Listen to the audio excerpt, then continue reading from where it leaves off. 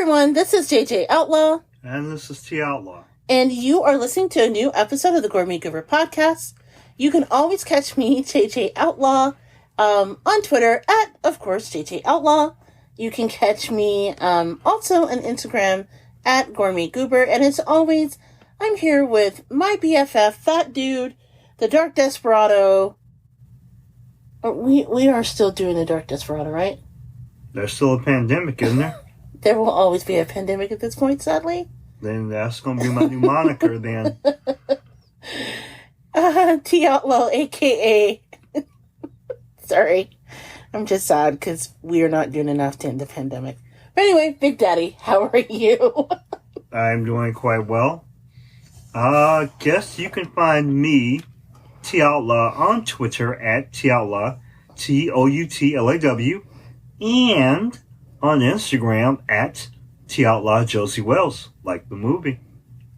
I always get asked, hey, are you guys on the Facebook? To which I replied, sadly, yes, even though I hate the Facebook. But if you're so inclined, you can go to the Gourmet Goober blog on Facebook and follow along. And we put posts about new things that would come across our way, and new shows as they become available. You can always join us at thegourmetgoober.com. You can drop us a line at thegourmetgoober@gmail.com. And you can catch what our disruptor's doing at Plum Good. That's good spelled GOODE.com. So we are everywhere. As Thanos says, we are inevitable. So anyway, yeah, like I said before, it looks like sadly we're not getting out of this pandemic anytime soon. So Big Daddy will be the Dark Desperado for the next... For now and forevermore. Or until things get a little less crazy. Yeah, it's... I can't believe that there's like a new variant of the variant, the Delta Plus. Yes. Which is insane.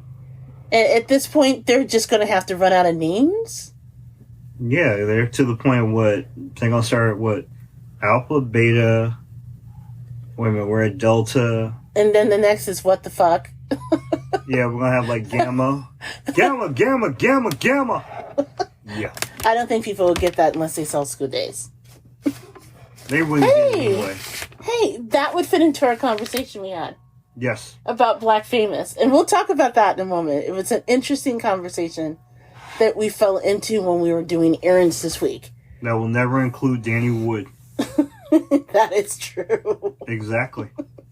So, Big Daddy, as we go over the trauma that was this week dealing with the news and puppy riots while giving baths, how was your week? Well, it was fine up until I remembered about the puppy riot. Do you want to share what happened?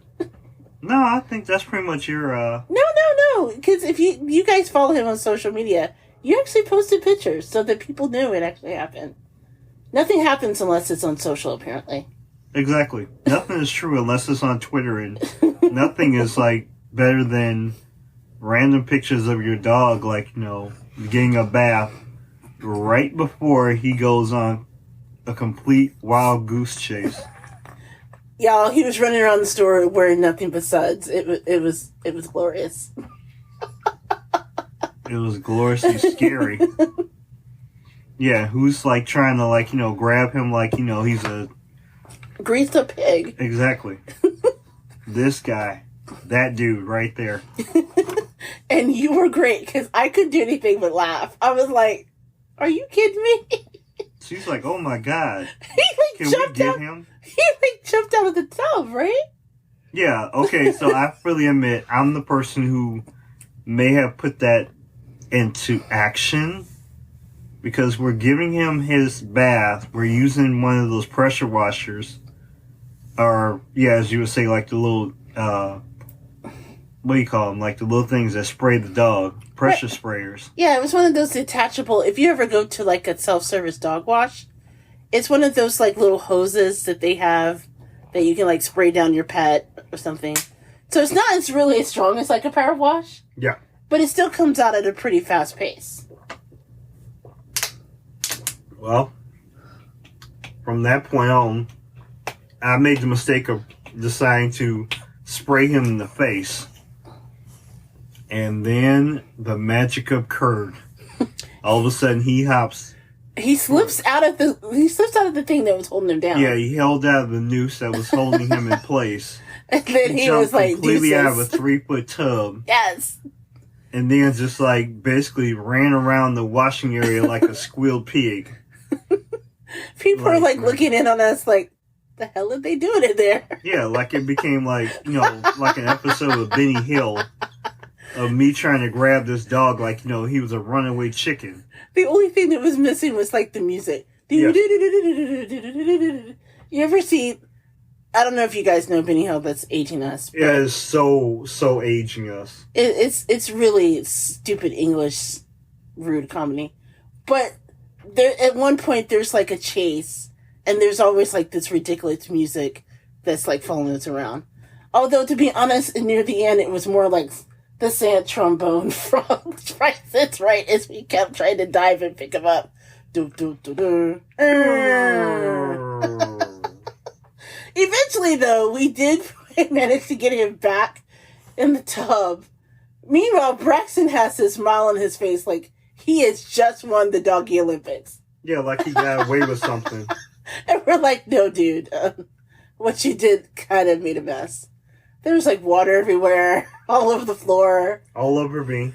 I'm sure they really loved us. They're just like, man. I'm pretty sure they wanted to charge us more than the $5. Wait a minute, it cost $5? Yeah.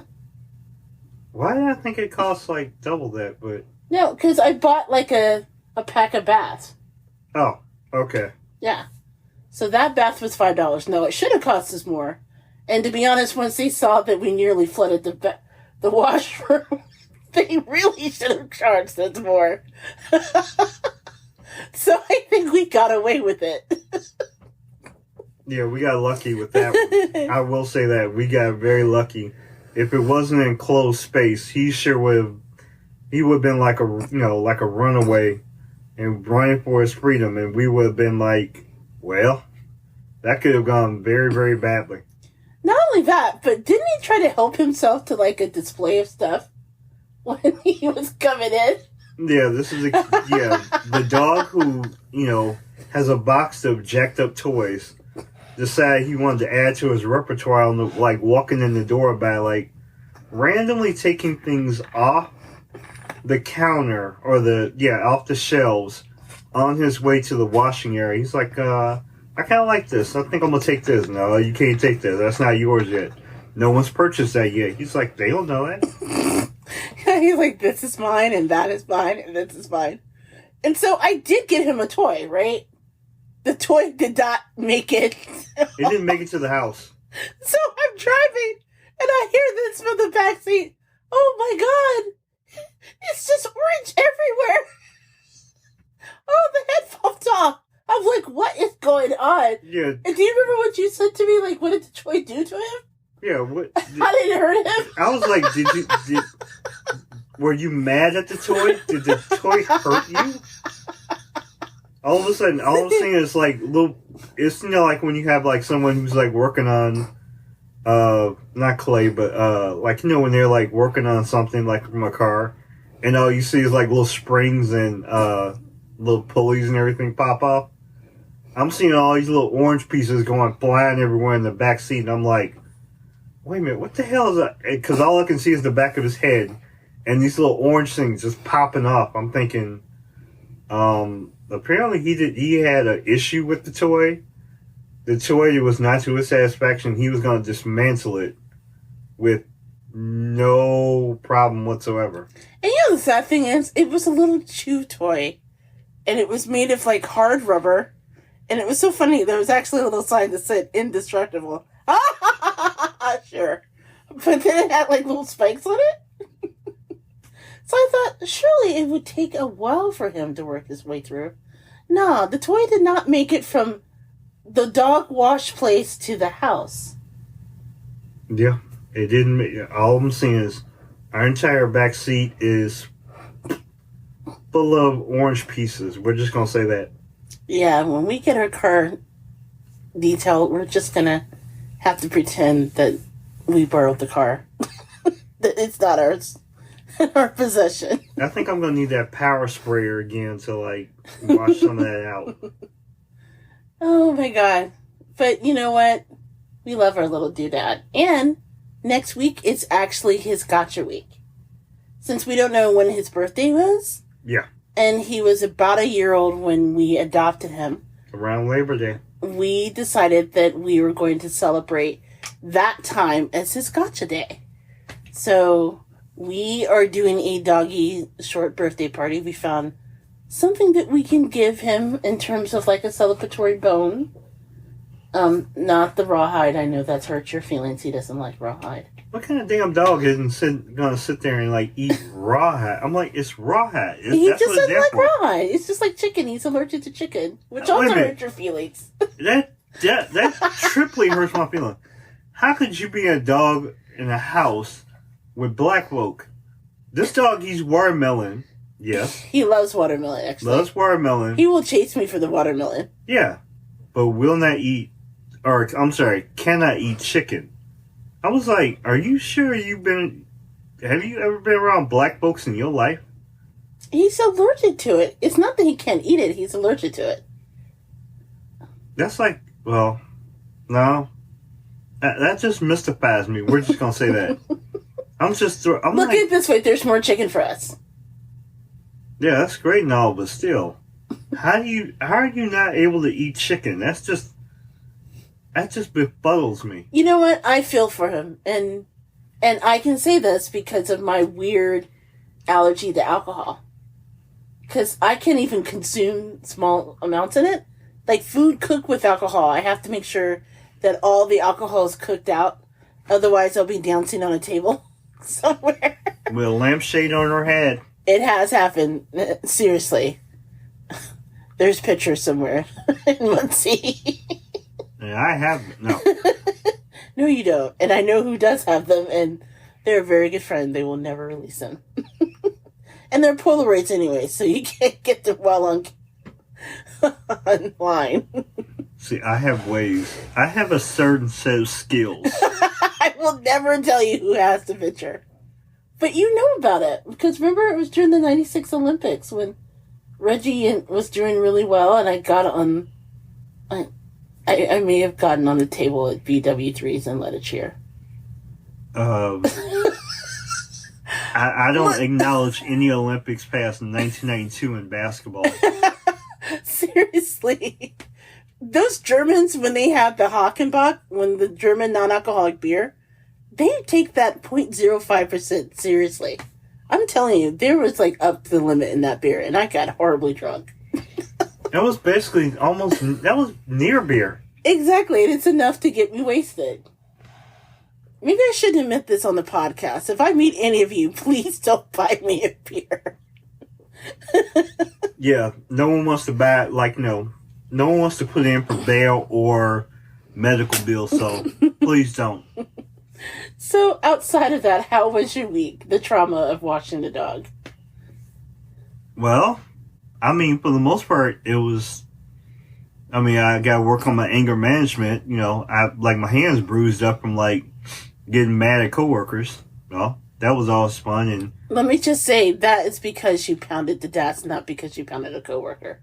No, I did not pound the coworker. Thank you. Because social distancing is a thing. And or working remotely, kind of helps that. But two, I also tried to make a side trip to I was bored one day and I was gonna try to make a trip to Arby's and no. Then I realized it was Arby's and then I moved on with life. You know what? Answer me this. Okay. Because we've had conversations and it's not just us. Other podcasts that I regularly follow and listen to have also talked about this. Who actually eats at Arby's? Have you ever been in a situation where you're hungry and you have a choice of places to go, right? And then you're like, okay, I'm going to go to Arby's. Arby's is never the choice that you just automatically pick. It's usually oh, well, they're busy. I guess Arby's. It's usually I guess Arby's, right? Yes. Like, Arby's has, like, great commercials, don't get me wrong. Especially since Ving Rhames voiced the commercials. And I'm convinced that he could beat my ass anytime because he's Ving Rhames, he's big and strong. So when he says we got the meats, we totally believe that. Yes. But that being said, I don't know of anyone. In fact, one of my favorite podcasts, The Black Guy Who Tips, they regularly talk about the fact that they don't believe that people willingly go to Arby's. It's usually a situation where A, you're hungry and you're out of choices, or B, it's just like whatever, it's there, sort of thing. You're not even hungry, you're just curious as to what Arby's serve. Yes. I freely admit that. In my opinion, that Arby's is for people who gave up. Damn, not people who gave up, baby. Yes, this is like, and I pretty much I'm accepting that, Arby's is Ving Rhames and, but, we're not going to be like an advertiser for Arby's, at least not anytime soon. Arby's will never be our sponsor, sadly. Yeah. We will never get that sweet, sweet Arby's money. We will not be getting the Arby's sauce. But no, Arby's is pretty much for, like, when you go to lunch somewhere and, like, I don't know, Olive Garden's full of people, which it always is, full of random people. The three major burger chains are, like, it's lunchtime. Everybody's, like, filled up, running around the corner. You sure as hell ain't going to... You're not getting anything at Starbucks, getting anything like hugely food-wise. And, I don't know, getting in and out of, like, Pizza Hut is just not going to be your option. Well, somehow there's randomly an Arby's around somewhere. You might have to look for it, but you'll find that Arby's, and then you'll be like, well, Arby's will at least try to, like, sell you anything. It's kind of like going to the Chinese restaurant. They'll be like, so, Arby's, you have roast beef? Of course. Do you have burgers? Well, we got burgers that, has beef in it. Okay. Of course you have chicken. You have fries, curly, straight, upside down. Arby's will try to sell you anything. They'll be like, we have brisket. How long did you smoke it? Smoke it? Okay, to be fair, Arby's does... Okay. Even though I don't consume Arby's, I know enough about them that they once, like, had this, channel that was set up that you can watch them smoke a brisket for over 12 hours. And I admit one day when I was at work, I had the channel pulled up on my computer. And every so often I would just peek in and watch the meat smoke. Which is cool. So, to be fair... They do long smoked meat. They do stick to that. At least that particular... I defy you to answer me this question, though. Yes. When you saw... Because you saw the pictures. I saw the actual meat. You saw the meat being smoked, correct? Yes. And you saw it being smoked for the length of at least 8, 12 hours, something like that? Right. Was it smoked inside an Arby's? Because you testified that it was inside an Arby's. No, I said it was inside. The meat was... They actually had the camera on the meat in the smoker. So it was inside the smoker, and you could watch the meat. At the beginning, it was raw. And then over the hours, you could see the meat slowly cook. Every so often, you see a hand go in to check the meat. But you didn't see anything other than the inside the smoker. I testify that Arby's borrowed that footage. That's some B-roll that somebody took. They were like, let's go down to the local, barbecue joint. So you say that was actually Moo and Oink somewhere. Yeah, it could have been Moo and Oink. It could have been, Dickies for all I care.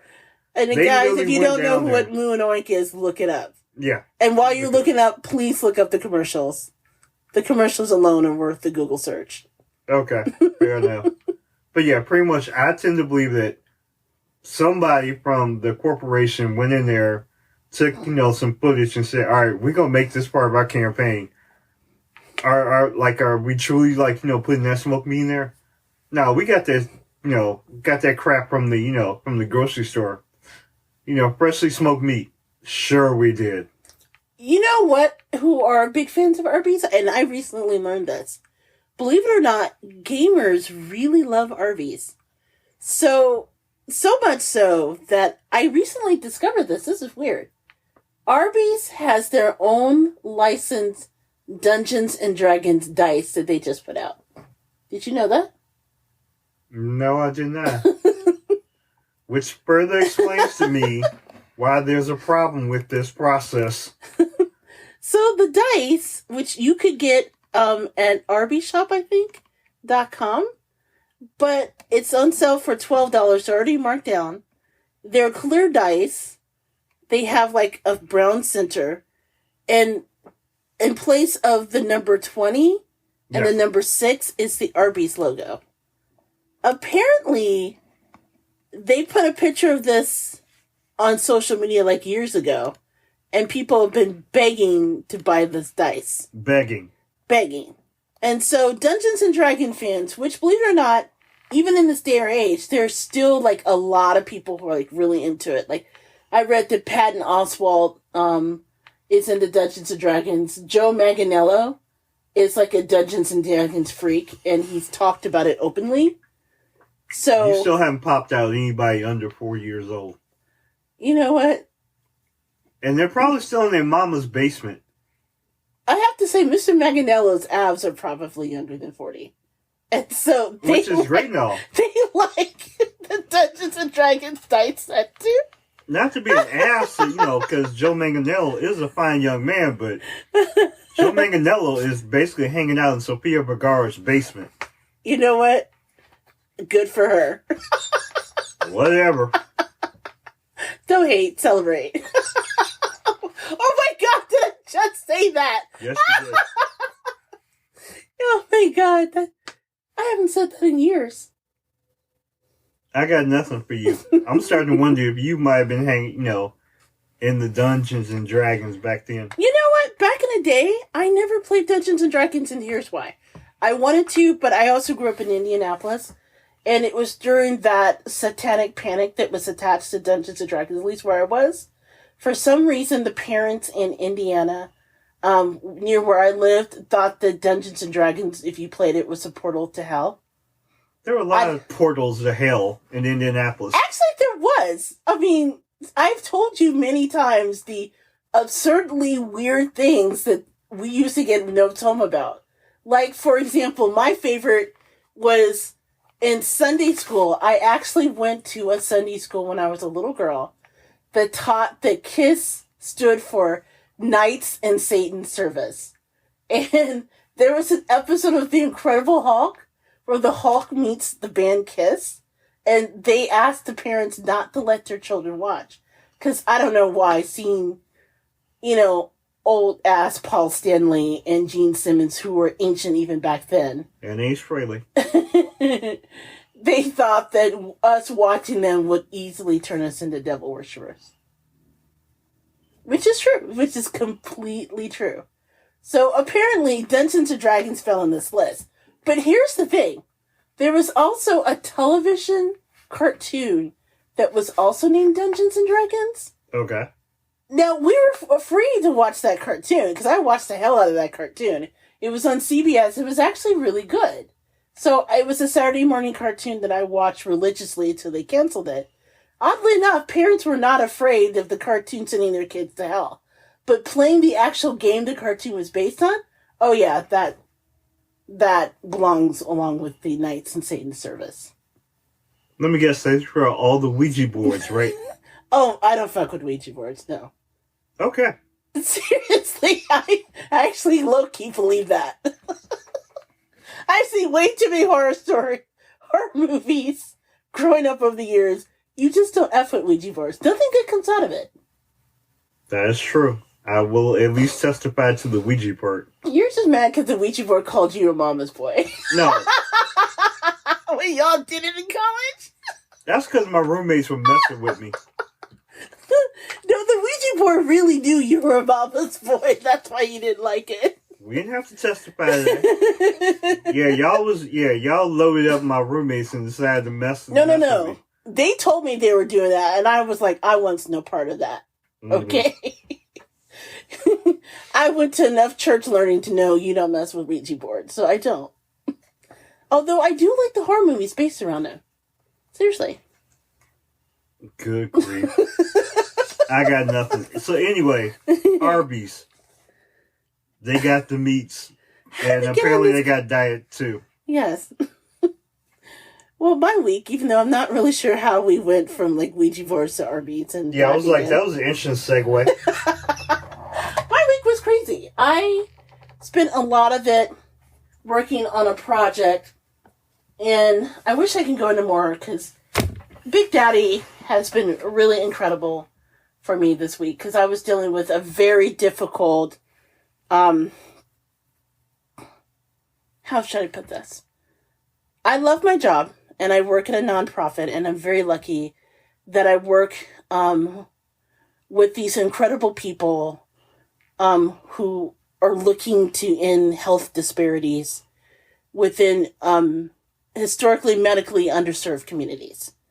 So let me off the top say that I feel tremendously proud to get a chance to do that on a smaller scale, because I think one of the things that is routinely not talked about when we talk about social justice is the fact that as we talk about disparities in access to food and access to clean water and access to homes and things like that, access to medical care that is reliable, that is something that can nourish and nurture the body, is actually something that a lot of people don't really like to think about. But certainly with what's going on with the COVID, it's really brought it front and center. So I want to say that first. Okay. That said, I've been working on a project that's related to communication, and it's been a little bit of a challenge, right? Yeah. Because of the fact that I have one person who it's very difficult sometimes to communicate with. And I think part of that is we're doing this remotely, because even though I love working from home and I don't intend to ever go back into an office again if I can help it, sometimes when you're not face to face with somebody and you get that umpteenth email, and then you have to find the right email chain to respond to. Or a Slack message. It's a little frustrating, to say the least. And so this week I spent quite a bit of time yelling at my computer, stepping away. Drinking a lot of coffee. Drinking a ton of coffee. And then just getting myself in the right space to go back and communicate with this individual. So I'm hoping that the project will turn out well. This week was also a bit of a challenge, to be honest. And I went back and forth to talk about it, or whether or not to talk about it, but I think I'm going to mention it just briefly. Being of a certain age, one of the things that it's encouraged for all women to do is to regularly have mammograms. Right. And with this pandemic and everything that's been going on, I actually skipped my last couple mammograms. Mammograms, to say the least. And so I had recently my first mammogram in several years, about 2 weeks ago. So it was a situation where I went in, and then they called me back and they said, we saw something that was a little frightening for us. Or no, it disturbed us because we didn't see in the last picture that you took with us.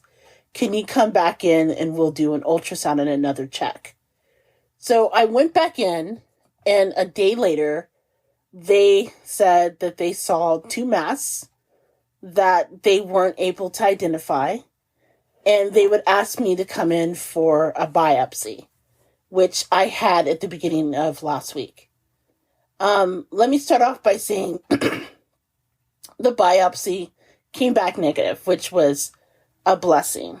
But I also wanted to say that, as you can imagine, from the time that the biopsy was done up until the time I got the voice, or, the call back from the breast navigator, it probably was one of the most terrifying times that I can think of in recent memory. And all jokes aside, first of all, I want to say thank Big Daddy, because, you know, when you're in a marriage long term and one of your partners is dealing with a health crisis, it kind of reveals who you are to each other. And I know that when I came to you and I said, hey, I got to go back in for an ultrasound, it's not a big deal. And I didn't think of it because, you know, just to be frank, I have big boobies, okay? I do. I have the big bazungas. I'm a juicy woman, as we like to say. You got tickle bitties. Okay. So I just thought, you know, maybe it's a lot, and maybe they just need to go back and just take a look. But when you hear the word biopsy, that's when shit gets real, all jokes aside. And it was frightening because I already have a good friend of mine who's fighting a pretty aggressive form of cancer. So it was already front and center in my mind. But the idea of having to undergo a biopsy, and it was both breasts, not just one, it was really leading up to the time in which I went in for the procedure. That had to have been the longest weekend of my life. And we had a lot of discussions as to what would happen if I was sick. What did that mean? Because, you know, we'd have to make arrangements. But yeah, throughout the whole thing, you know, Big Daddy kind of talked me down from the ledge, so to speak. And he went with me to the biopsy. First of all, I'm sharing this for a number of reasons. One, I want to encourage everybody, again, to not make the mistake I did. Because part of the thing is that part of the reason why you have a mammogram every year is that you want to make sure that you document any changes in your breasts, right? So they compare it to the previous year, because I had skipped a couple years, understandably due to the pandemic, and they said I was not the only one. They hadn't had a chance to really identify the changes that would have led to the biopsy. So again, I can't encourage enough. When I was going through the process, the place that I went to, which is Methodist Hospital in Maryville, in their breast center, I cannot say enough great words about them. They were great. They were just fantastic. But they even said that, you know, I came in, the spots they saw were really, really small, but it was enough that they were actually, you know, concerned and they wanted to take a look at it. The second reason why I thought I'd share this is, having gone through the biopsy experience, I don't want people to be afraid of it. And so I thought I would just share what happened with me. It was a relatively quick procedure. Even with both breasts, I was there for how long? Maybe an hour? About an hour. Yeah, I was there for about an hour. And they do put localized anesthesia on you. You lay back. They have this like incision once you're numb. And in my case, they removed the tissue. And because it was so small, they got most of it, if not all of it out. I believe all of it out. It was a very small thing. They also leave behind something inside of you. It's about the size of a eyelash. But it's like a marker, if you will. And it's a little metal marker. So what happens is, if a growth develops there again, they know and they're able to track the procedure for the next time. Normally it's not painful. And the reason why I said normally is they didn't numb me enough for the first incision. So what happened was, they thought they were ready to go, and they did the incision, and I immediately felt the knife go inside my breast. And I jumped off the table and yelped. And to be fair, it was, they were so apologetic. and they thought they gave me enough, and they said sometimes it's hard to know how much topical, and I totally get it. And they were able to get it right afterwards and in the next press. And they immediately, like, held my hand. And it was one of those things where first I was upset for, like, 30 seconds.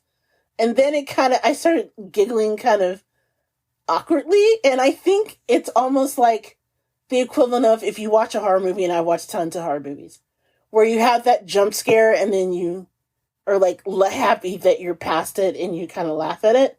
That's kind of how it felt to me. So that's why I was laughing. I'm glad you were laughing, because all I feel is pain. Yeah, you told me you thought that I would, like, rip off my earrings and start swinging at people. And I'm like, nah, it's not that kind of party. But all jokes aside, I wanted to share my experience. Because I don't want people to be afraid when they hear the word biopsy. And she even said, and when I say she, one of the things they do, which I think they do really well, is after you undergo the procedure, they assign someone that's called a breast navigator. And in this case, she sat down not only with me, but with my husband and explained the whole procedure and what happens next. And one of the things is, this is not uncommon when women of my age group, sometimes breasts undergo a lot of changes. They want to be sure. And in 70% of all biopsies, they turn out to be benign.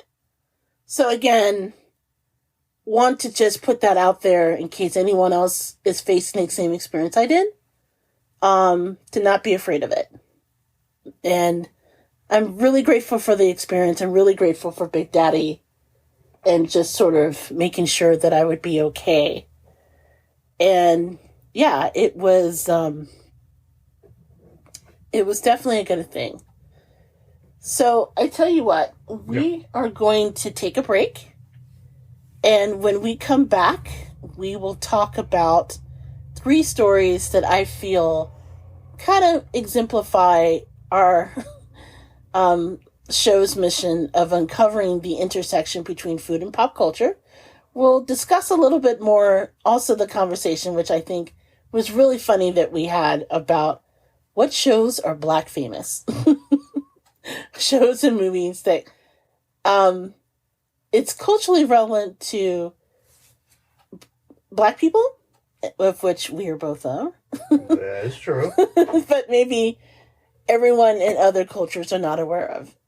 And you can email me your thoughts as well. So we're going to take a quick break. When we return, we'll go over those items. And as always, we'll end the show with the best thing we ate this week. You're listening to the Gourmet Goober podcast, and we will be right back.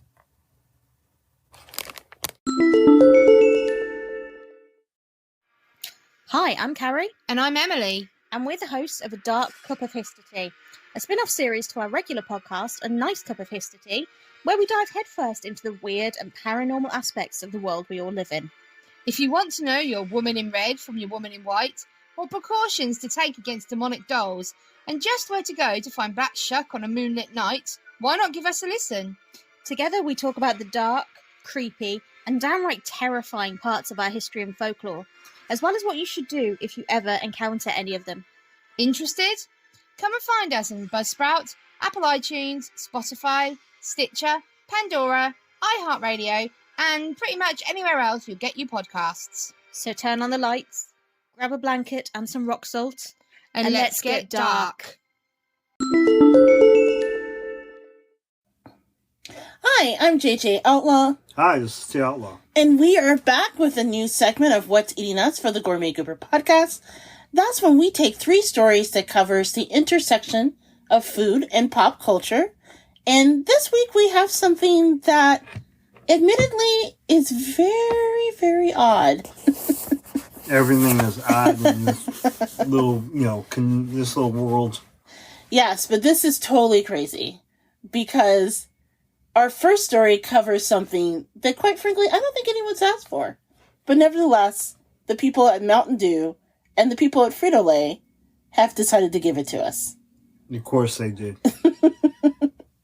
So when you think of Mountain Dew, what comes to mind, babe? Jacked up horse juice. Jacked up horse juice? Yes. Nice, nice. Well, the people at Mountain Dew decided that they want you to think flaming hot. Flaming hot. Which is why they created a soda that combined the flavors, that's right, of Mountain Dew and flaming hot Cheetos. Why? How? I don't know. Like, before we got on the mic, I was telling you that I imagine drinking that would be kind of like that scene from Raiders of the Lost Ark when they open up the Ark of the Covenant and they melt. Yes. That's what I imagine drinking that will do to your body. So maybe one of the, powers that be was there and like saw that and was like, you know what? I want to put that in a can. So if you too can't find the Ark of the Covenant, you too can melt by drinking what's in this can. Oh dear Lord. The Ark of the Covenant in a can. In a can. Or when you open it, like, Raiders of the Lost Ark. Because you remember they melt it because they're not supposed to look at it. Exactly.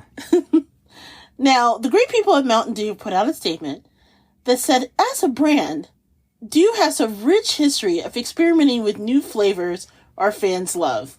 We certainly had them in mind when we were developing a flaming hot beverage.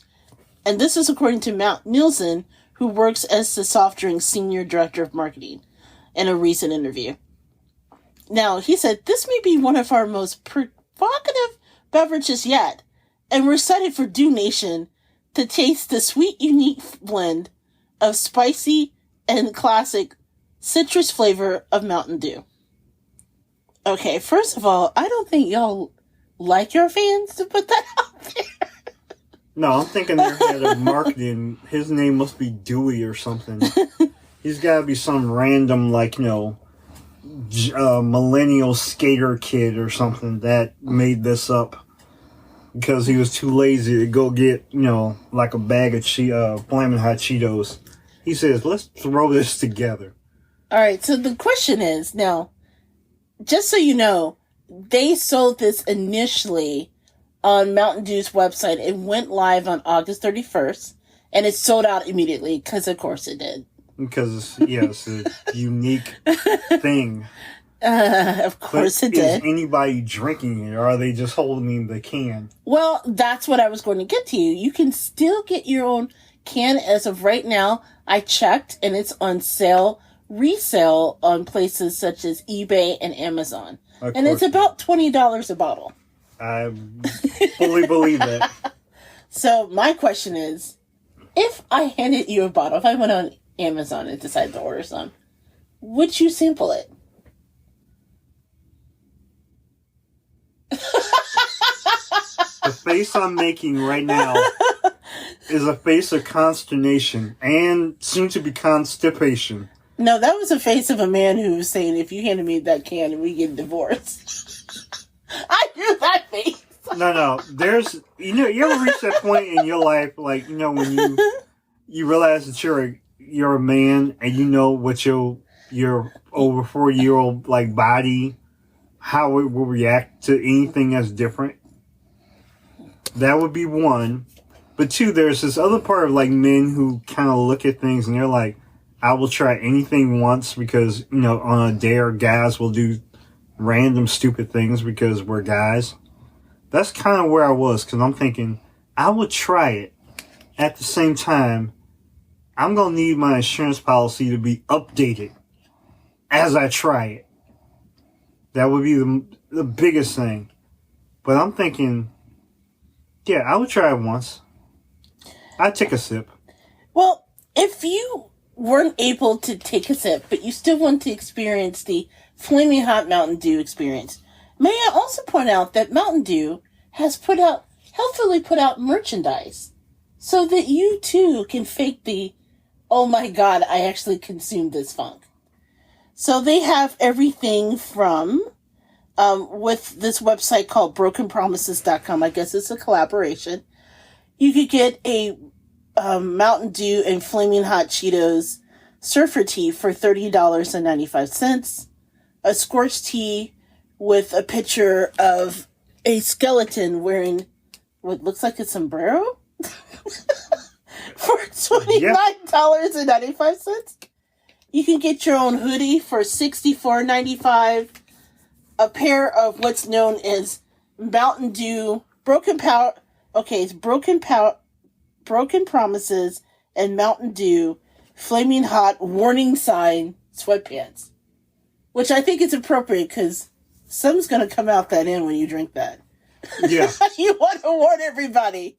But if you do, you can do so for $59.95. No. I'm still waiting for the Just t-shirt. no. I am still waiting for the t-shirt on this that says, I tried this drink and I'm not breathing fire. Or it's not coming out the wrong end from the rooter to the tutor. Lord help us, please. This is bad. Really, really bad. Why would we want to try this? Why would anyone want to try this? Because men are stupid. Oh, so you blame it all on the guys. Yes.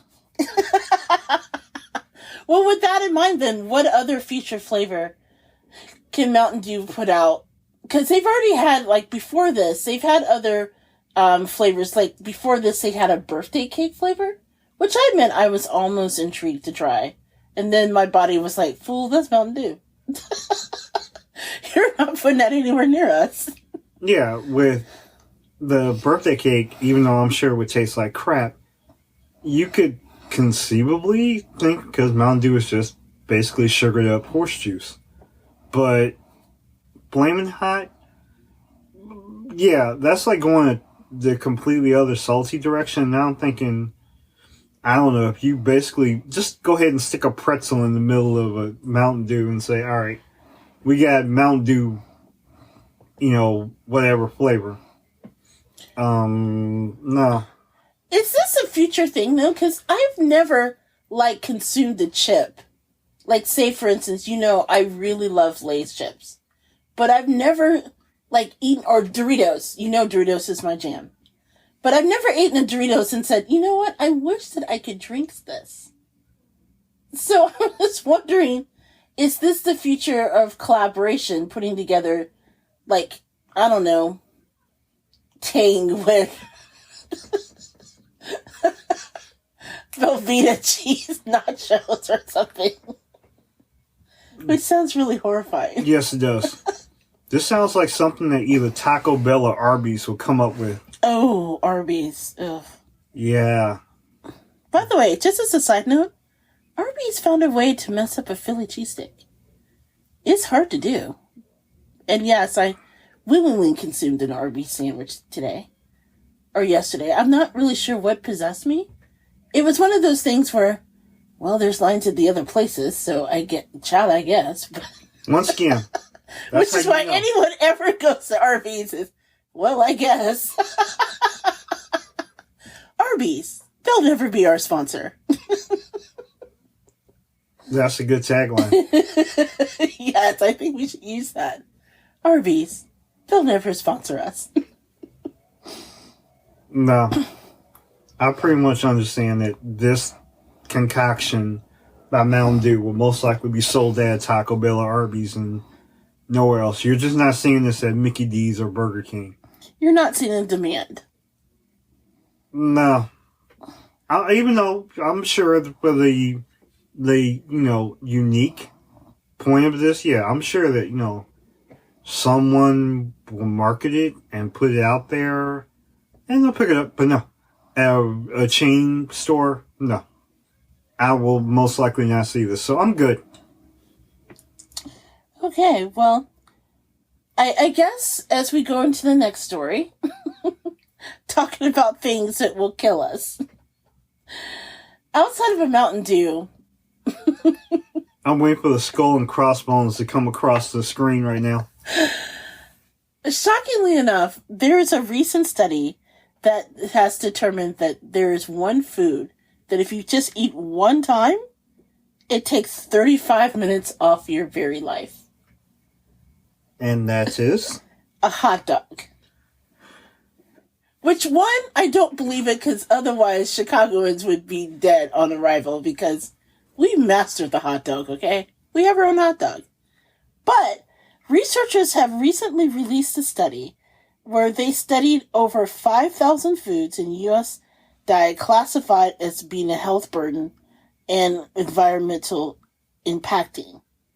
And they discovered that consuming one single hot dog can take 36 minutes off your life.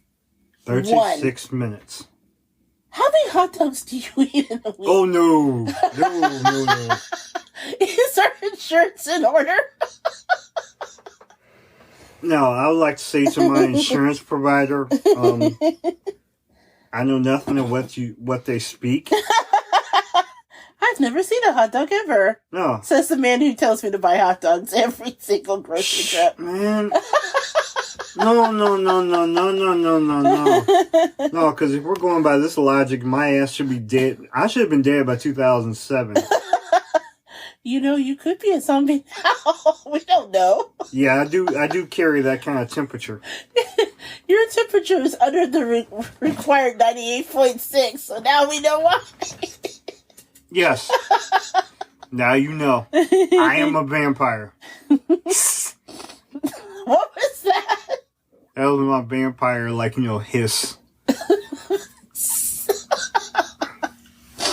Oh my god. So, the team came up with an index, right? This research team. And it calculates the net beneficial or detrimental health burden in minutes of healthy life consumed with a serving of food. It's based on a study, according to CNN, that's called the Global Burden of Disease, which measures morbidity associated with a person's food choices. So, for example, it takes, for every gram of processed meat you eat, it actually takes 0.45 minutes off your life per gram of processed meat. 0.10 minutes or gain for every piece of fruit you eat. Then they look at the composite of every food and multiply it by its corresponding food profiles.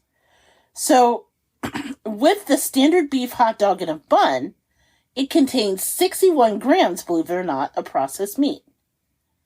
So, that alone accounts for 27 minutes lost for every hot dog you eat.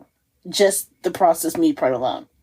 But then when you think that they also add other preservatives to that hot dog, right? Like sodium, and they add stuff like trans fatty acids, the total loss was 36 minutes. Now, you can counter that by consuming healthy foods such as nuts, legumes, seafood, fruits, and non-starchy vegetables. So they too can help increase your lifespan. Ooh. But if you think about it, it would make sense then if processed meats to be an essential part of it. I mean, a hot dog is nothing but processed meats. Shut up. Sorry. Yes, I'm in my feelings. Did this hit too close to home? Because we did talk about this before going on camp on the mic. Yeah, and yes, I'm thinking. No, this is crap, because this is basically them saying like every piece of bacon you eat, you pretty much are just Hey. Uh-huh. They did not put bacon in this. Bacon is kind of a processed meat. Although, if that's the case, you are definitely screwed. I'm triply screwed. I don't eat that much bacon anymore, but you, my friend. Where are the life insurance policies, babe? You better go look for them. Because you about to become you ain't going to become rich, but you just get practice. But yeah, Yeah. But yeah, like, I would like to believe that, I love you. Okay.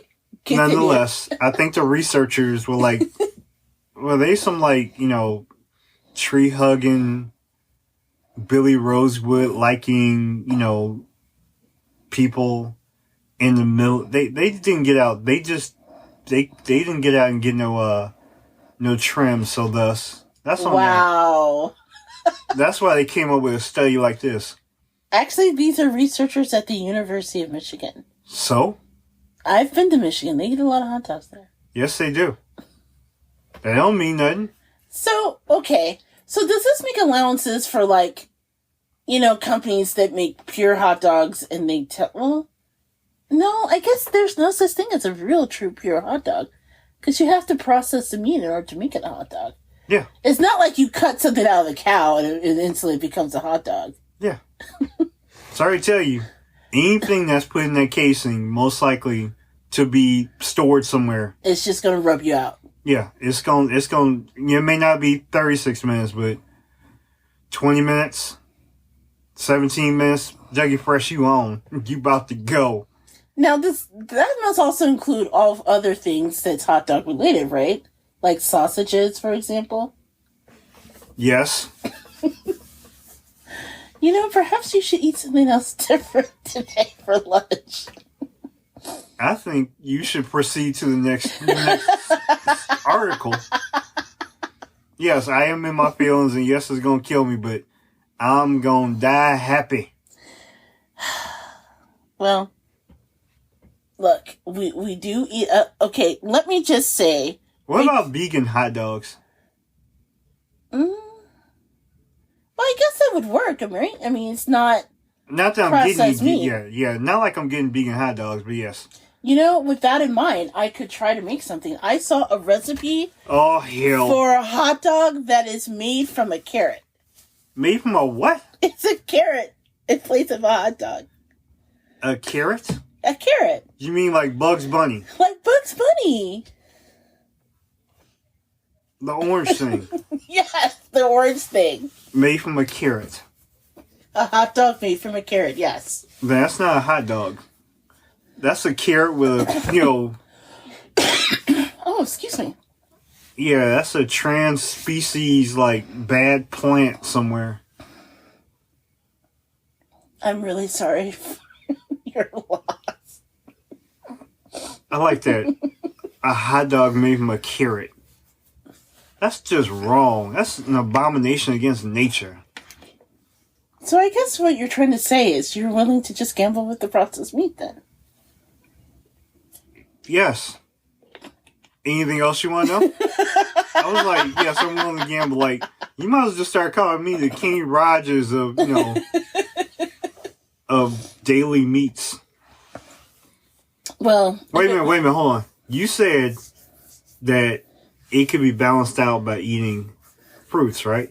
Well, fruits and vegetables. So if I eat a banana every day... I don't think the banana's enough to bring back 36 minutes of your life every day. But do I at least get 10 minutes back? I don't think it works that way. Wait a minute. I like those 10 minutes back. No. Because, look, it even says every piece of fruit is 0.10 minutes. Wait a minute. That's 10 minutes, right? 0.10 minutes. Okay, what's the difference between 0.10 minutes and 0.45 minutes? It's not a full minute. Shh. You have to eat a lot of bananas. Well, you might as well call me McGilla then. I'm like, damn. Okay, so you eat one hot dog. You basically kiss in like 36 minutes. Dude. Okay. I personally not sure if I believe that. Because if that's the case, Joey Chestnut, the guy who's the competitive hot dog eater, he should have been dead like 5 years ago. Yes. Yes. I fully agree. So if Joey Chestnut is still alive, there is hope for you. But all the same, make sure that you tell me where your insurance policies are. Yeah, so in the war of man versus food, food won. The hot dog is winning. The hot dog is winning. At the same time, I'm going down with the ship. Me and the hot dog are still friends. And not the random carrot/hot dog hybrid. That's just wrong. I'm fired up about that. Well, I tell you what, let's move on to the last story, and hopefully this will give you a little bit of laughter and joy as you're going down with the ship eating the hot dog. Yes, do. So, do you remember JNCO jeans, JNCO jeans? Do I remember them? Yes, they're from back in the 90s. And for those of you youngins out there, oh my gosh. First of all, let me just take a quick sip of water. I'm not sure what's going on with my voice. Because you were caught up because you were eating hot dog. No. That is so not me. You know that I don't like hot dogs like that. That actually may be the one thing that saves me. Because I have to be in a mood for a hot dog. I don't eat hot dogs all the time. How are you married to me and don't eat? I know that you don't eat on the regular. No, I really don't. But if it makes you feel better, all the crap I put on the hot dog is probably not healthy. Because when I really want a hot dog, I really want a hot dog. And like the last time we made a hot dog, it had, chili and cheese and sauerkraut, because I'm that kind of girl. And onions. And hot mustard. And hot mustard, that's right. And no ketchup, because I'm not a child. You don't put ketchup on a hot dog unless you're like 2 or something. So. So you're really going down with the ship. But, yeah, I guess that saves me. But let's go to the next story, because you really look like you're annoyed by the idea that hot dog is going to do you in. I'm like... Tonight when you sleep tonight, I'll be looking at you like, you still with me? Oh, now she's got jokes. I've had jokes all the time after this. Yeah, this is kind of like, like telling it, like, someone to mask up. I'm like, this might be where I'm like, I gotta fight for my freedom. Maybe that's why all these people are masking up now, because they're just like, look, dude, the hot dog's gonna do us, and we don't have to worry about COVID. Yeah, I guess yes, you do. Yeah. Yes, you do. So anyway, JNCO jeans. JNCO jeans. They were big in the 90s. They were those branded jeans that were like super baggy, like ginormously wide legs. They were kind of a thing, right? JNCO was big in the 90s. They actually went out of business at one point in 2018 before relaunching in 2019. But I knew JNCO because those were the jeans that people wore. Where I grew up, a lot of skaters were wearing JNCO. I agree. Some on their own skateboards and things like that. Or, like you said, they would be like you would get them at like a hood store or a hip-hop store or something. Yeah. You would generally find them in like, your typical, like, if you couldn't buy anything like janky up in Abercrombie and Fitch, you would have to go somewhere, like a random mall. They would usually be in like, I guess you would say like the urban stores. Or Journeys. They were always in Journeys. Okay, I give you that too. Every one of our malls had a Journeys. It's kind of hard to describe as sort of like a wannabe skateboard store. Well, anyway. I'm too fashionable for this stores. Be prepared to enjoy the 90s once again. Okay. Because JNCO has recently announced a collaboration with, of all people and companies, Goldfish crackers. Goldfish crackers. Yes. So, they're going to launch this in order to help celebrate Goldfish's latest and limited edition flavor, jalapeno poppers. So, these limited edition Goldfish jalapeno popper JNCO jeans is being billed as, according to Food and Wine, the ultimate 90s snacking pants. First of all, just as a side note, I like the concept of snacking pants, actually. I really do. So, they're the ultimate 90s snacking pants with the wide leg JNCO style is known for. And it has giant pockets, perfect for an entire bag of jalapeno popper fish. In fact, each order for the jeans, which costs $200, includes one bag of new crackers in the purchase price. These must be gold-plated crackers. So, the jeans, just so you know, went on sale recently as of September the 2nd.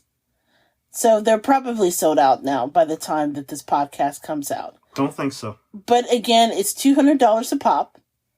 They're expected to sell out quickly. Let's check it out. I want to see what these look like. Oh my God, they are still there. Yeah, I'm thinking they are. Not only that, but you can get a matching t-shirt for $40 for a jalapeno popper goldfish tee. Alright, so you know that Mama loves her a good bag of goldfish. I have to control myself every time we're in the grocery store and purposely not go through that aisle. Because I've eaten an entire bag of goldfish in one sitting. They're awesome, awesome things. I fully agree that you are that type of girl. But let me just say, would you pay $200 for a pair of JNCO jeans with the goldfish? No. And no. No. Okay. Would I be willing to pay $200? I'm trying to figure out, like, would I be willing to pay $100 for a pair of jeans? Period. But I'm thinking maybe, would I be willing to pay $200 for a pair of JNCO jeans? No. Would I be willing to pay $200 for a pair of JNCO jeans that includes a bag of goldfish? No, I'm sorry, dude. I really believe that that's a waste of food and of jeans. Because I'm just saying I'm just seeing crumbs in my future. If I'm walking around with these pants on, I'm just like, slumming along. My pants are halfway down my rear end. Okay, this is the old man in me talking. I'm like, all I can see is like you come home, you fall asleep, and you wake up, and there's just crumbs all up in your pants. I'm just like, it's just nothing but crushed up, goldfish. And this means nothing to me. I'm like, no, that's a waste of. I'm like, okay, if you put like, pockets for putting Pepsi or, like you can heat hot dogs up in them. Then we can discuss this, but. So your problem is not just the jeans, it's what's in the jeans. So if it was a JNCO wide leg jean, right, with, let's say, a pocket for your emergency Pepsi, you would be down with that. Yes, because sometimes you ever walk around and you need a pocket, like if you're holding a drink, and you can't put that beer can thing on your head type thing. That looks stupid. But you ever have remember the carpenter pants? Right. And you want one of those loops to be able to like hold a bottle or something? Right. I'm thinking that maybe that JNCO should get down and put like a bottle for if you want your Aspire Mountain Dew, drink or something you can put on your hip. See, that would make sense. I could do that. Or wait a minute. Even if we don't go so goldfish, you would pay $200 if they came out with a jean with a pocket for emergency Pepsi or any of those other items you just mentioned. Yeah. Either that or wait a minute, hold on, work with me here. Okay. What if they had a special pocket for M&Ms? Okay, now you're just taunting me. Now. First of all, that makes no sense because if you get the smaller bag of M&Ms, they do fit in those pants pockets. Not these little, not these ugly jeans that are out at the moment. Now, JNCO might be able to work. But, the size of what you're able to. But, like the little tight, skinny, little metro-looking jeans. No, oh, you like the skinny jeans that I practically live in and I'm wearing right now. Yeah, you can't slide no, M&Ms up in them bad boys. Yes, you can. I did it the other day. Yeah, but I need, a cooling pocket. You can barely get a cell phone up in these bad boys, but I want, a good, be able to have a cooling pocket that can resist the crush of M&Ms. Yeah, that's what I'm talking about. See, that's why I'm listening. I'm paying attention. Forget the goldfish. You need that, you forget, the hammer loop, put one in there for you can put one here for your Pepsi or your Coke. You can put one here for your M&Ms. And then on your back pocket, you can put one in for your pizza or your hot dog. That's what I'm talking about. Why does a hot dog have to be part of it? We just discovered the last part of this segment is going to kill you. You're just determined to die, right? Wait, let me You see. obviously have a death wish. You keep bringing back the hot dog. Yeah, I'm like Pepsi, M&M, Pepsi, M&M's, hot dogs. Yes. Basically, I'm waiting to, just off myself. And basically, if I'm fat enough to get up in JNCO jeans, I'm going to need, some space. So this is this makes sense now. I can do this. See, me and JNCO need to have a discussion, a marketing discussion. Let's get this going. I have no words for what you just said. Hey. Here's the thing. I've never understood the appeal of JNCO jeans. I mean, the way, seriously, back in the day when I used to be smaller, the one time I tried on a pair, seriously, I got 2 legs into 1 leg. Those things are ginormous. They're huge. Exactly, they are. And good for JNCO, because obviously this is a stunt that's going to give them a lot of publicity and probably introduce a whole generation of young people to their brand of jeans. Because I imagine, even in terms of 90s fashion, I mean, especially for example, me, I lived in flannel. I mean, if they brought back grunge tomorrow, I would be a very happy person. Because I loved it.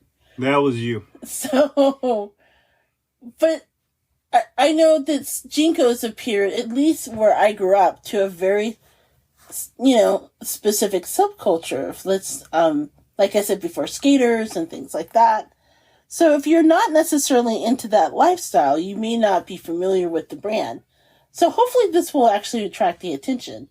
Honestly, though, I'm just excited about the jalapeno popper goldfish. That actually sounds pretty badass.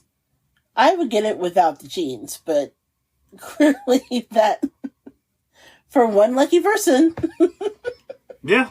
that could be the perfect combo. Yeah, I agree. By the way, can we just talk about something for a second? Because you were telling me that, because we were talking about, these jeans when we were growing up, and, it's the 90s, so we were grown, obviously, towards the end of it, but in terms of where you can get them, because where I grew up, you didn't see a lot of them. And I keep saying grew up, so I have to take some of those out and post. But we're old. But we were talking about they would be, the way we describe them is hood famous stores that you probably couldn't get from the main malls, but the little segment malls that we were around as kids, you could probably get them. Well, you mean the ones that are just about swap meet? Yeah, pretty much. I was trying to be nice, but yes. Okay.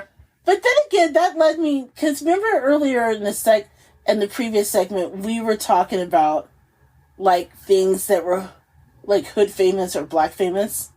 Yes. That we knew about, but other people, and I don't know, maybe we should share with the audience, because we were talking about that all week for some weird reason.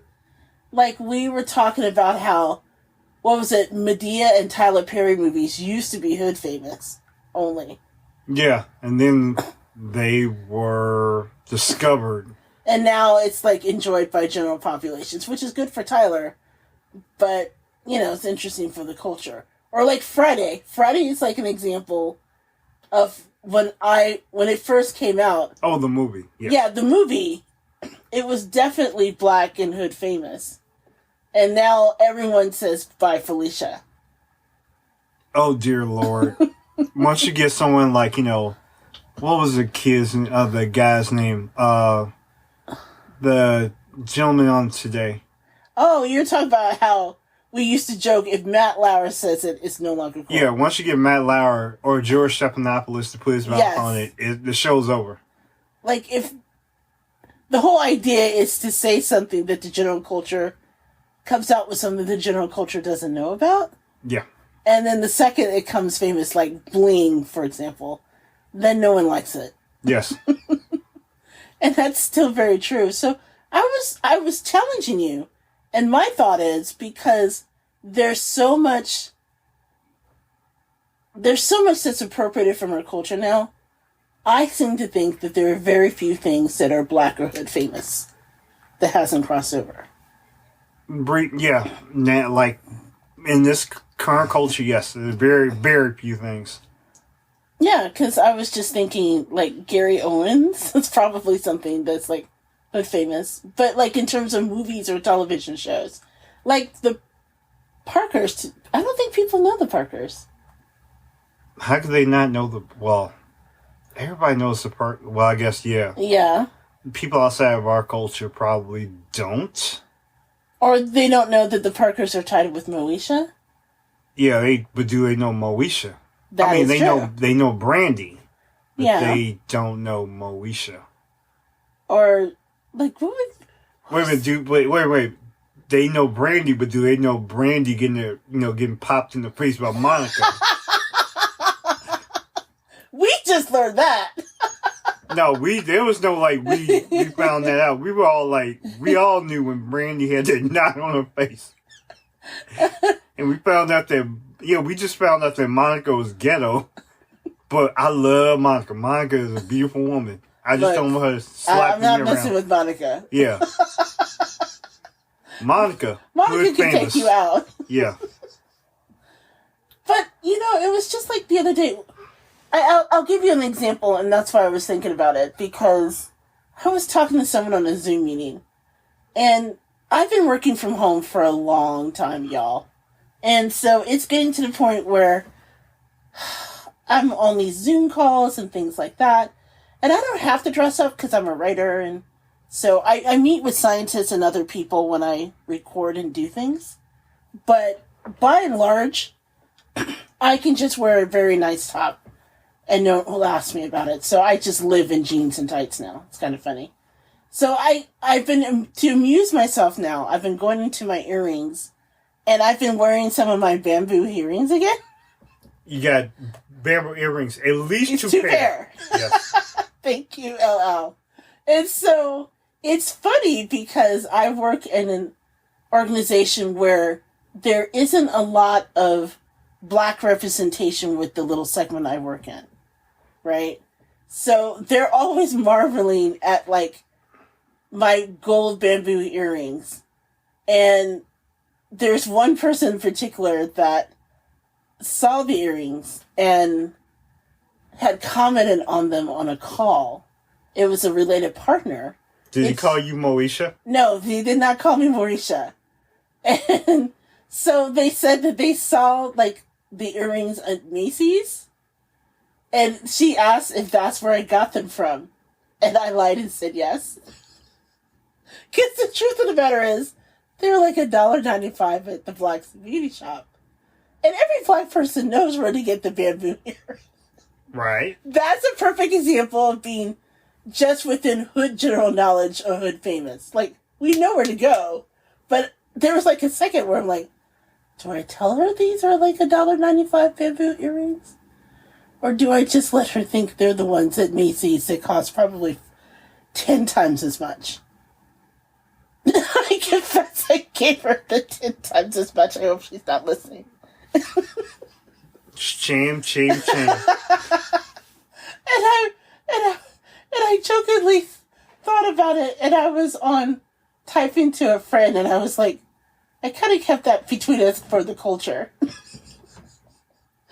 there's just certain things that you're just not used to sharing. It's almost nice to keep those hood classic stuff to yourself, right?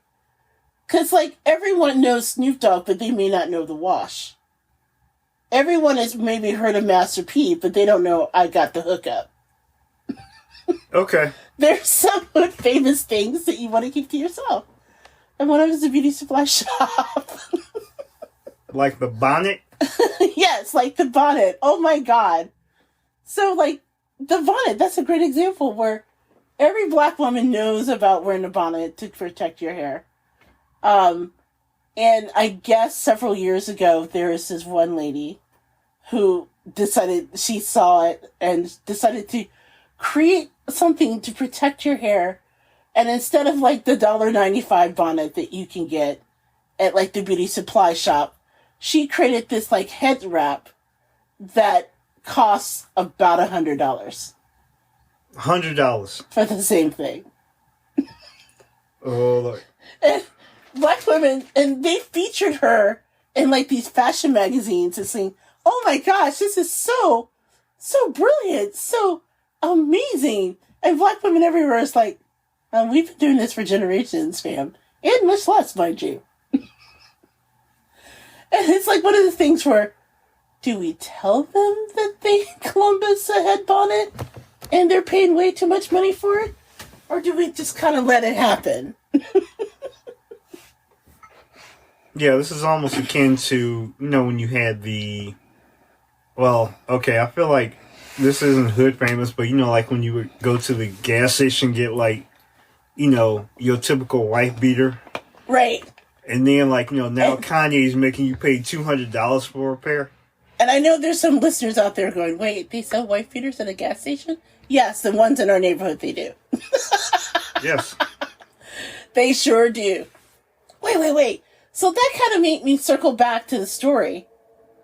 I was thinking the perfect hood famous accessory to pair, instead of JNCO, apple bottoms. Oh my goodness, I haven't heard apple bottoms. Maybe the House of Darion? Yeah. Now, that would go actually good with... Now, you probably won't get a whole bag in it. Maybe like a sample bag. You might as well just slide some wrap snacks in them bad boys. Wrap snacks and apple bottoms. Let's make that happen. That would be the perfect hood accessory. While you listen to your old Ohio Players 8-track. Don't be hating. Yes. Wrap snacks and apple bottoms. You know what? We're going to make that happen. We're going to reach out. We're going to bring apple bottoms back. We need to because they're good for big butts. And if you eat enough wrap snacks, you're darn sure going to have a big butt. So it's all right there. Make it so. Make it so. Thank you. I got nothing. So now that we have totally destroyed the show, let's just take a moment. We'll take a break, and then we'll wrap things up with the best thing we ate this week. You're listening to the Gourmet Goober podcast, and we will be right back.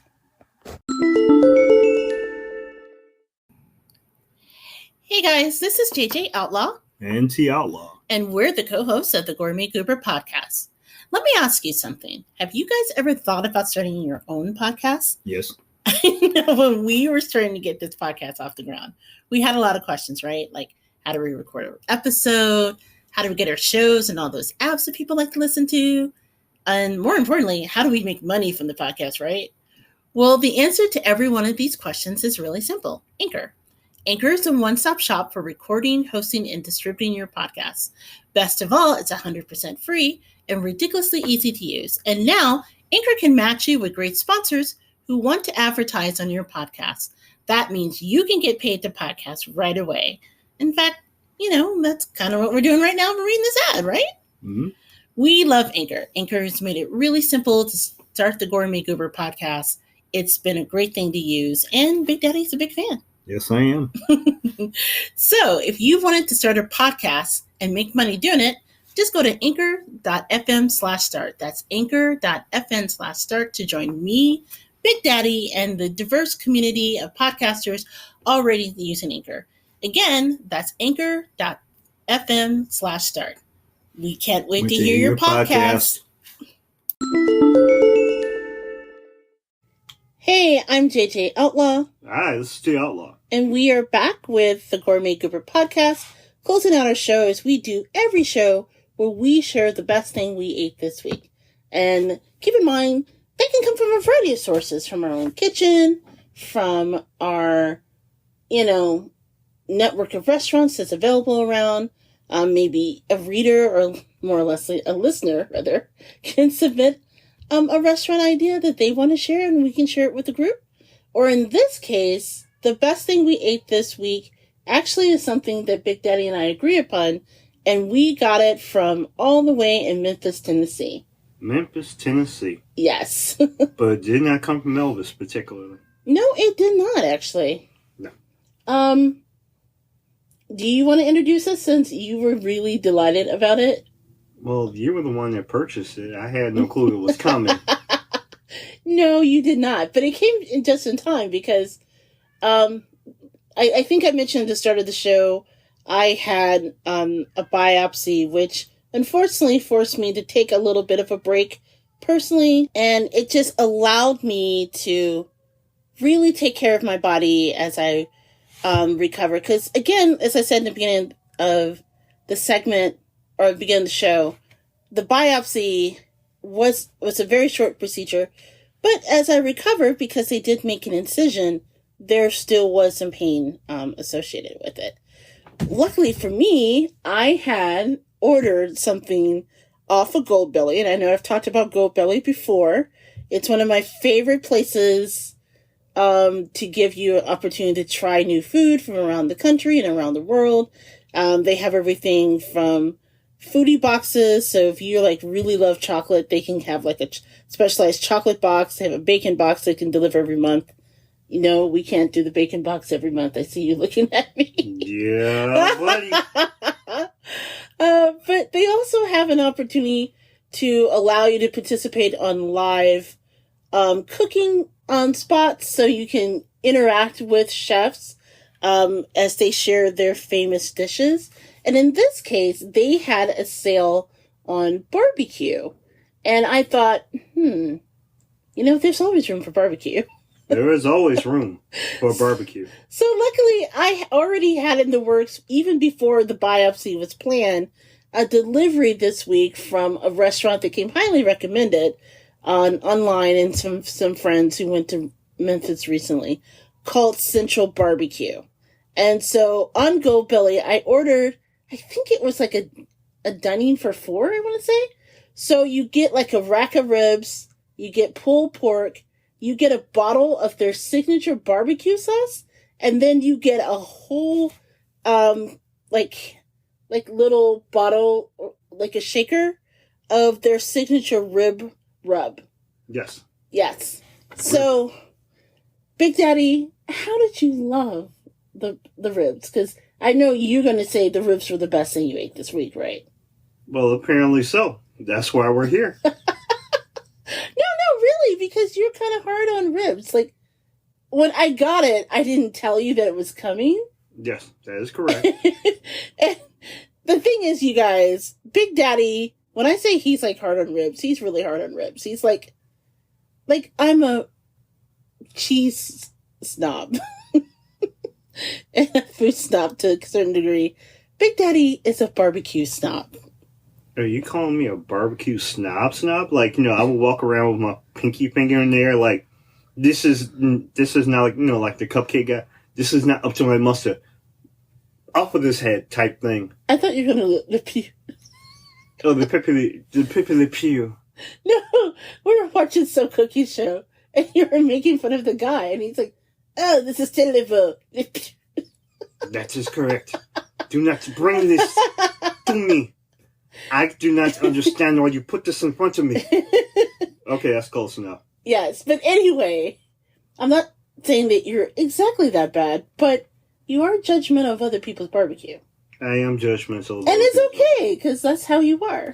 Yeah, and that's the thing. I am still a young buck in terms of the different styles of barbecue, not only from across this country, but even from, let's say South Asia to Europe to African, cuisines that, they're grilled, smoked, fried, whatsoever, roasted. And in my mind, I'm like, okay, I have a certain palate for certain types of barbecue. And I said, okay, fine, I'll check out different ones. And for some reason, I'm a little hard on some. I may be a little hard on Central Barbecue. We'll tell you in a minute. But yeah, it was good. It was good eating. All right. Can you describe why you like the ribs? Because you had this whole breakdown that was just epic. Because I was just thinking, look, y'all, this is the best thing I ate this week because it tasted really, really good. She's like, it tasted really good. I'm simplistic when it comes to barbecue. Is it seasoned? Can it stand up on its own without the sauce? Yeah. Yes, That's my level of expertise around barbecue. I'm very simple in that regard, and I admit that. No, Big Daddy had this huge, long, epic, like he was talking about the notes of the seasoning and how it was layered. Don't skimp out on the audience. No, I'm not trying to skimp out on the audience. I'm not Bobby Hill, breaking down steak on King of the Hill. But to the best of my knowledge, the best way I can describe it is the first thing you said, one of the biggest things you always gotta like, if your barbecue is good, like really good, you don't need to put sauce on it. You can put sauce on it to like accentuate, to like, add a little something to the side, have a little flavor to it. But if it's not necessary, if you can eat that rib without having to have it being saved by your barbecue sauce, and barbecue sauce is very important, then that's the first standard for barbecue. Now with Central, I can tell that because of course, if they deep smoke it, or they put it in a nice big grill and they let it slow cook for at least 12 hours, something like that. That's your first good mark, because you want that nice slow, accruement, up on the on fall ribs. off the bone. Yeah, I need and it.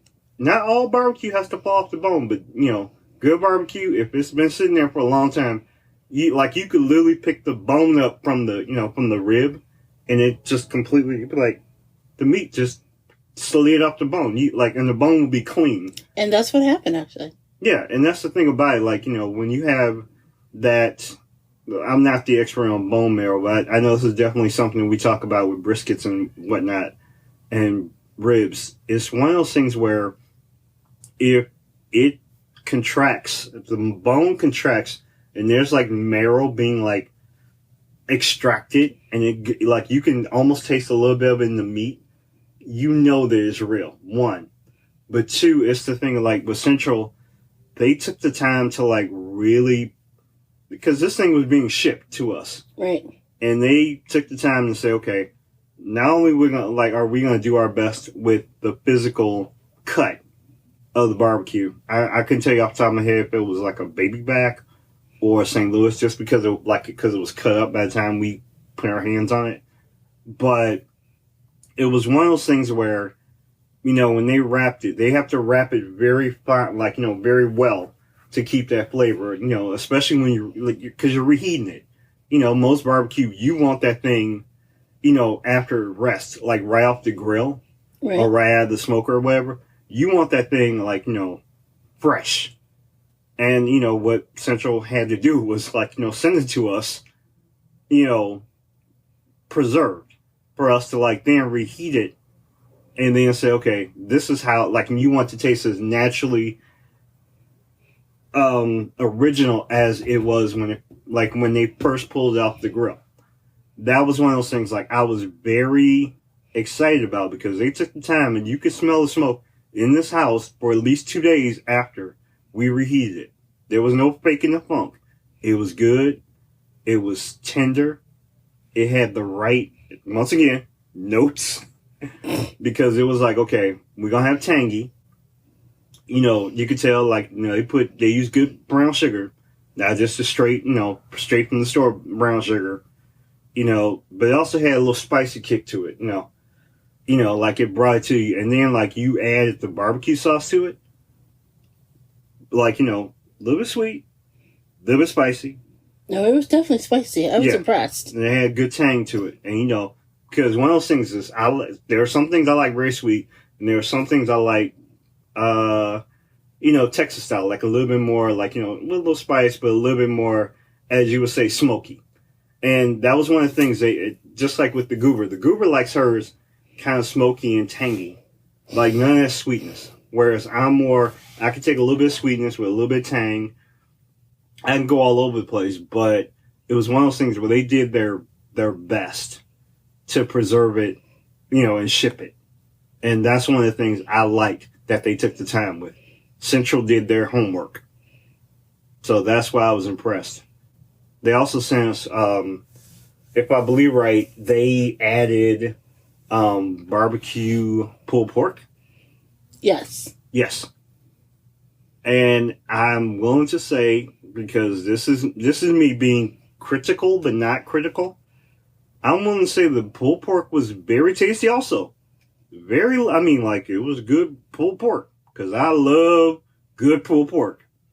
My thing was, I don't know how, like, their reheating directions were, but...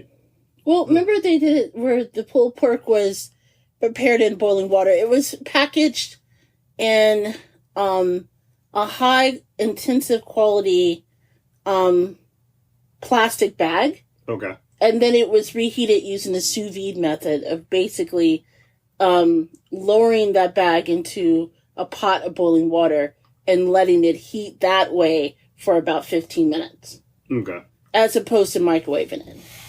Which is fair, because, it would have definitely done more damage to microwave it, or just, let it, just kind of roam as it was. But my thing was, I still wanted a little bit more juice to it, like a little more, because it seemed like because they could have put a little more smoke on it. They could have put a little bit more, because they did decent seasoning. But I wanted a little bit more, oomph to it. And by the time it reached my mouth, it had dried out some. So, and I don't know if that was from the preparation or from, in shipping, if it dried out, in the reheating. But it could have been better. But at the same time, once they did their best, they tried really hard. And it was actually, good barbecue, even with a little dryness on it. So, I wouldn't, I'm not mad at them. But at the same time, I'm not hard on barbecue, but I'm hard on barbecue. So, what about you? It tasted good. No. I like the Q. Q. I like the Q. It smelled good. Yeah. It was hip. It was hot. It was fresh. And it had a nice beat to it. No. Here's the thing. Barbecue sometimes can be hit or miss. And we have had our experiences with barbecues within the Chicagoland area.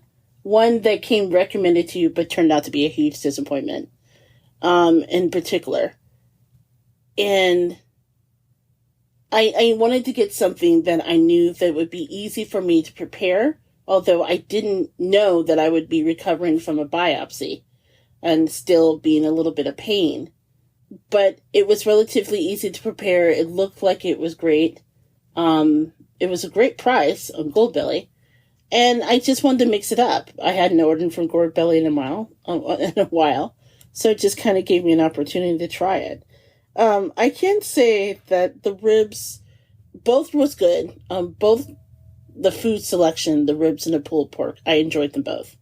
But my choice for the best thing this week is definitely the ribs, because they were so well seasoned. It was easy to prepare, because I know a lot of times people are really nervous about even so much as reheating barbecue, because so much can go wrong. In this case, what they did is actually clever. They gave us a foil-lined baking bag. So it's as simple as unwrapping the barbecue ribs, putting it in the foil-lined baking bag, putting it in the oven that was preheated to, I believe, 375 for about 20 minutes.